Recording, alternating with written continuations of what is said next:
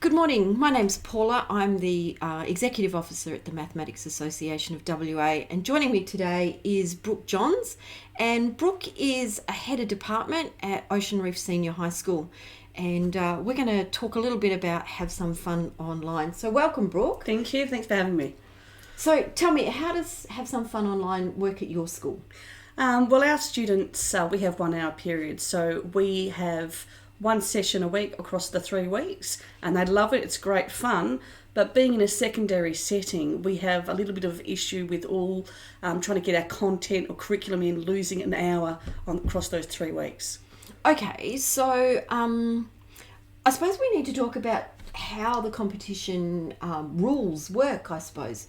So first of all, people do think that they have to do one round every week. In actual fact, you don't have to. So long as you've completed round one, round two becomes automatically available for the students. So though we give you a 3-week period, you can do it at any time during those 3 weeks. Oh, so we could run an incursion on a day where all the students can sit and complete the competition? That's exactly right. So I know, as most people know, I used to be head of department at Woodvale Secondary College. And that's how I did, to be really honest with you. I mean, we were always missing kids out of our classes for music, sporting events, other excursions. And so I thought, I've got to find a way around this. Because at Woodvale, we didn't have our periods. So, of course, I was asking kids to come in before school or during their recess or lunchtime, which was always quite difficult. So, just as you said, I organised an incursion. So what I did was, so we took up a morning. We took 3 hours, 3 and a bit, I suppose, because we did have a break for morning tea. And I got all of my teams from year 7, 8, 9 and 10 in our library. So we had it all set up. The kids were in their teams, and we kind of ran it like Have Some Fun face-to-face, but everybody was working in their team. And basically, as students finished the first round, they would then decide, do we want to take a quick break and come back and do the second round? Or would they do the first 2 rounds and then take a break and then do the final round? So basically, within one morning, we were able to get through all 3 rounds of the competition. And it had that it had atmosphere. Yeah. And we had younger kids and older kids working in the same room. And I found that worked really well.